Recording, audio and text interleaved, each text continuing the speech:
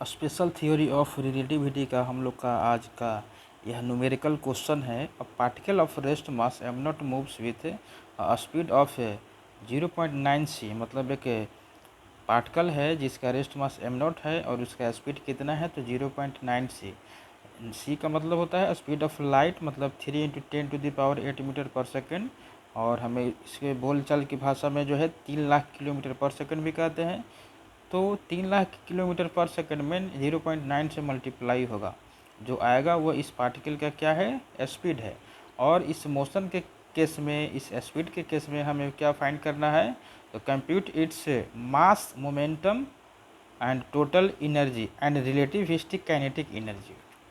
ये चार चीज़ का जो है वैल्यू हमें पता करना है। तो मास वेरिएशन का फार्मूला होता है m = m0 अपॉन √1-(1-c²) और v का जो वैल्यू है वो क्या है 0.9 से। v मीन्स वेलोसिटी या स्पीड ऑफ पार्टिकल, तो स्पीड ऑफ जो पार्टिकल है वो 0.9 c है।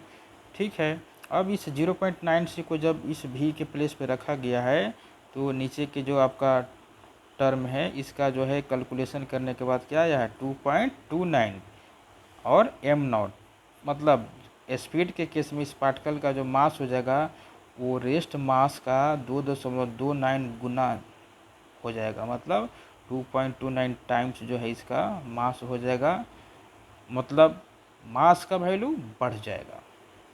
जब स्पीड में आएगा ऑब्जेक्ट, ये आपका पार्टिकल, तो इसका वैल्यू जो है क्या हो जाएगा 2.29 m0। m0 means rest mass का इतना गुना। अब देखेंगे हम लोग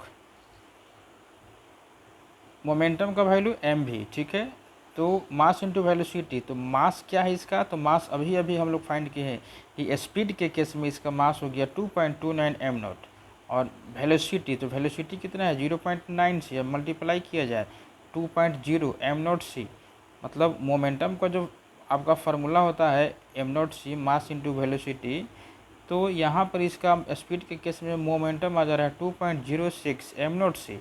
मतलब मोमेंटम ही जो आएगा वो रेस्ट के कंडीशन से का, रेस्ट के कंडीशन का 2.06 टाइम्स आएगा, मतलब ज़्यादा आएगा। अब टोटल एनर्जी, तो अकॉर्डिंग टू अल्बर्ट आइंस्टीन आपका जो है एनर्जी का फॉर्मूला होता है मास इंटू सी का स्क्वायर, मतलब mc²। तो m का वैल्यू आपका स्पीड के केस में क्या है तो 2.29 m0 इंटू c²।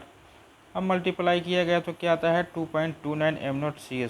फिर भी जो है हम लोग टोटल एनर्जी का भी वैल्यू निकाले हैं तो क्या पाए हैं कि ये जो है 2.29 टाइम्स ज़्यादा ही आ रहा है स्पीड के केस में। अब रिलेटिविस्टिक काइनेटिक एनर्जी का मतलब हो गया आपका total energy minus rest energy. तो टोटल है आपका 2.29 m0 c² माइनस रेस्ट का मतलब हो गया m0 c²। अब दोनों को सब्ट्रैक्ट किया गया तो क्या आया 1.29 m0 c²।